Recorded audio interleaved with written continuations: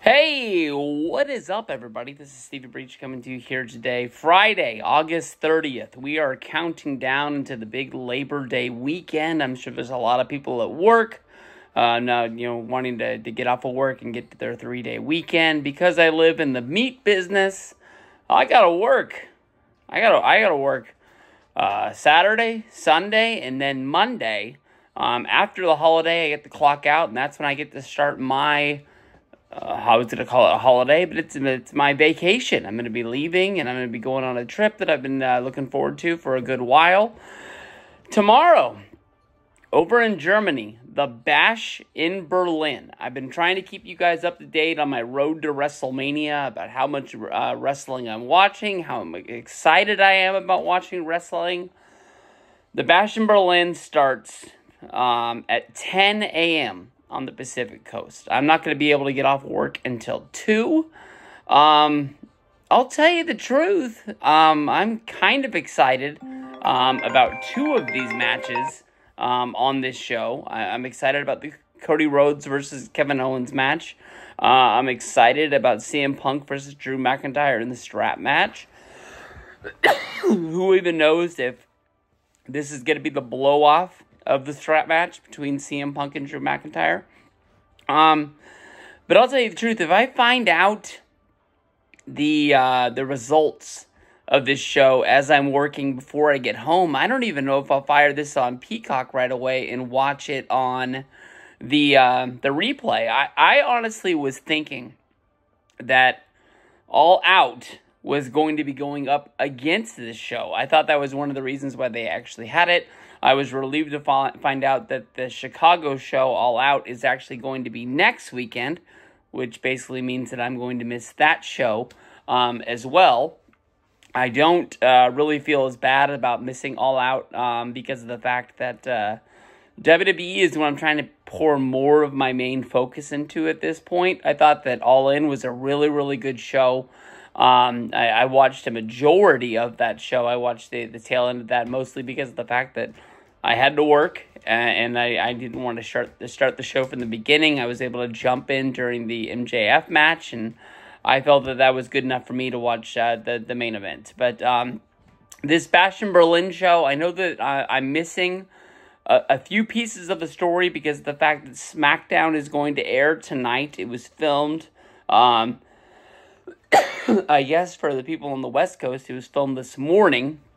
So the spoilers already out on the internet. And I know that NoDQ.com had posted some non-spoiler links if you wanted to find out what happened. I didn't click on the links.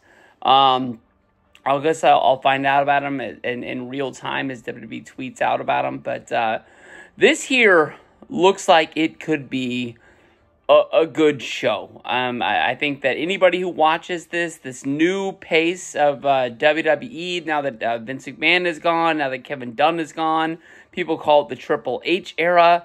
I mean, you're looking at this show right here. It's more than likely going to be in that 2.5 hour to 3 hour range. We only got 5 matches planned. I don't know if they're going to do a pre-show match.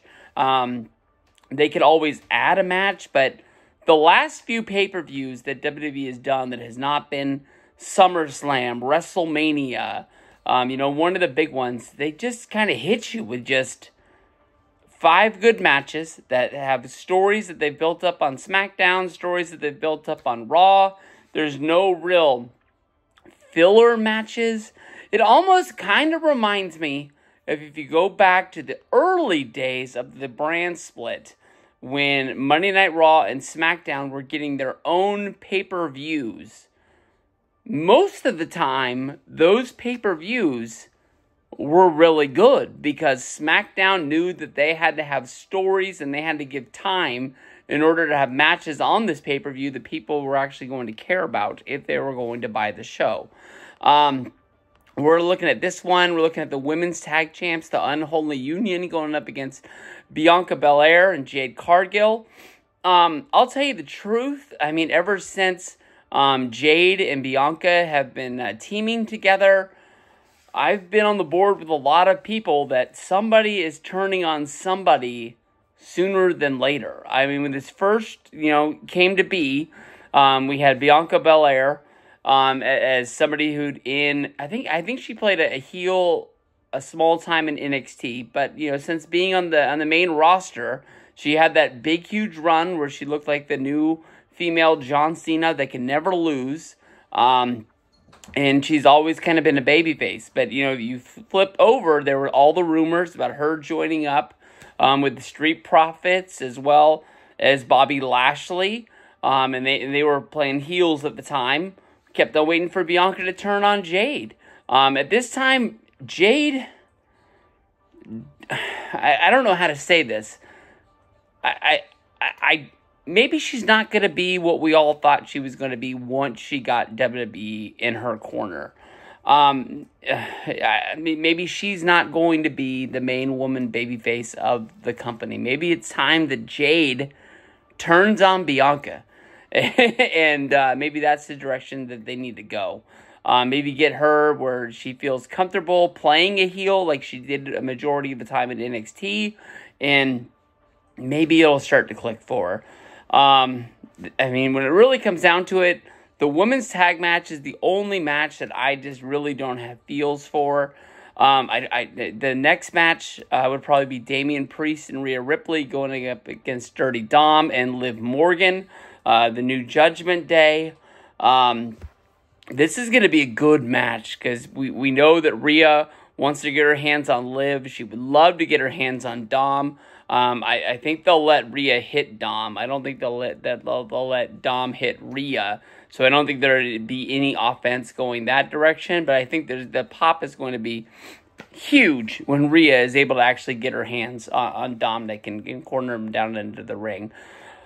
To me, honestly, this just seems a little lopsided because of the fact that Damian Priest, a former champion, Rhea Ripley, a former women's champion. That's just a strong-ass team.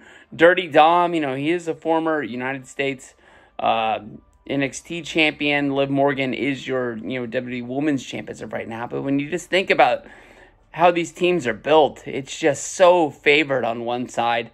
As of right now, I think that Rhea gets her hands on Dom in this match, but I just don't feel that they're going to be able to pull out the win. There's going to be some sort of sneakery involved in this match. There's too many factors of how many members of Judgment Day there is.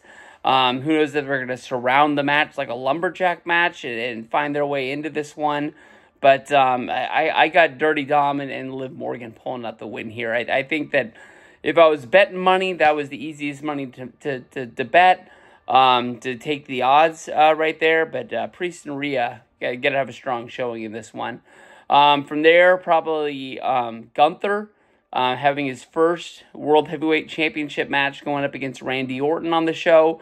Orton was a little bit of a weird pick for me, honestly. Orton, I think, is somebody that most of the time he goes everywhere. He's going to get the huge babyface pop. But, being in the in Germany, I don't know what I was trying to say right there. I think I was going to say Berlin, and then I got lost on where I was trying to say. It's going to be weird to see what kind of a review Randy Orton gets inside of Berlin. Gunther, I think they're going to be hanging from the rafters to cheer this guy. Gunther's got to get the win here. I think that more than likely you put him with Orton, you're going to get a really, really good match. But I'm kind of surprised that they didn't give Drew McIntyre the championship shot, because I think that they would have loved to boo Drew, and Gunther would have got the huge pop. And I don't think that they would have, wasted a reaction with Orton coming down. Punk versus McIntyre. Strap match. It honestly feels like this feud's been going for a really, really long time. The last match at SummerSlam ended because I think Punk, I don't want to say he didn't take it serious, but, when he had a chance to beat Drew, he didn't take it. He chose to, divert his focus onto Seth Rollins.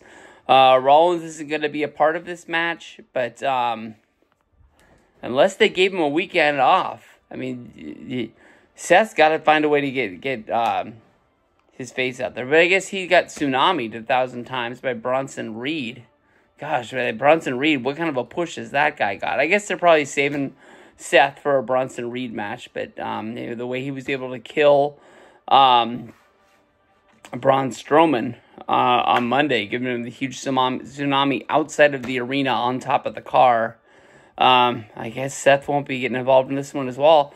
I don't know how you end this one. I mean, we all know with the strap match, it's not my favorite style of match. If you go back to like some past strap matches, like the Hogan versus Vader, Chad versus JTG when Crime Time broke up.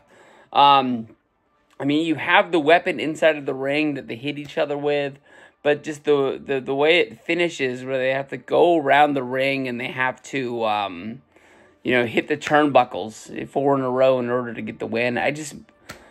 It's not AEW, but a dog collar match honestly would have been a lot better because of the fact that, that match could end in a submission, a pinfall, something like that. So, I really don't know. The story of Punk, being the guy who's hurting himself right now, I think that would make it awesome if Drew is able to get the win here. But I can see this one honestly going either way, and it doesn't matter. They both have a clean break, and they go their own separate directions from there. Undisputed WWE Championship, we got Cody Rhodes going up against Kevin Owens. Cody Rhodes picked Kevin Owens and said, hey, I want to fight you in Berlin for the championship. Owens tried to turn it down, said that he hadn't had the best win or loss record as of late. And we've seen Owens have to fight off, like, I'm going to call them the demons, but in wrestling, when you talk about, somebody's demon showing, it normally has to revolve around drugs or alcohol. But the demons I think that Kevin Owens has revolves around him being an evil guy that he doesn't want to be right now. But it looks like it's like bubbling up that, Owens is going to do something to Cody that he didn't want to do, but he does want to be WWE champion. He does want to be that main guy. He wants the recognition of being one of the best wrestlers in the WWE. I think that whatever happens in this match, hopefully it will be able to bubble over in order for a rematch, but I don't see any way that Cody does not pull out the win here at Berlin. Like I said, this is probably going to be a good 2.5 hour to 3 hour show. It's going to be like bam, bam, bam, kind of like what we all wish Monday Night Raw would be. I think it's going to be a good show. I know that I'm going to miss it due to work. It's just going to have to sort of see where we fire it up from here. After this upcoming week and next weekend, I think that honestly I'm going to be very excited for my WrestleMania trip. I think that I'll be able to even if I have to say force myself into watching more wrestling. I think that WrestleMania 41 in Las Vegas is going to probably be the number one priority for me upcoming. So we'll see what this show does. But Bash in Berlin tomorrow, like I said, it's going to be 1 p.m. Eastern, 10 a.m. Pacific. I'll just give a cheap plug at the end here. They keep doing these shows outside of the country. It's a big moneymaker for them. It's only going to be a matter of time before Germany, London, some city over there in Europe, UK/Asia gets WrestleMania. I mean, it's gonna suck that WrestleMania starts that long, and that they're not gonna be able to go forever because of the fact we can't keep the people in those stadiums there forever. But for the people who complain that WrestleMania ends at midnight or whatever time it is, maybe it would be good that it ends a little bit sooner. So, Bash in Berlin. Let's go tomorrow. Peace out, everybody.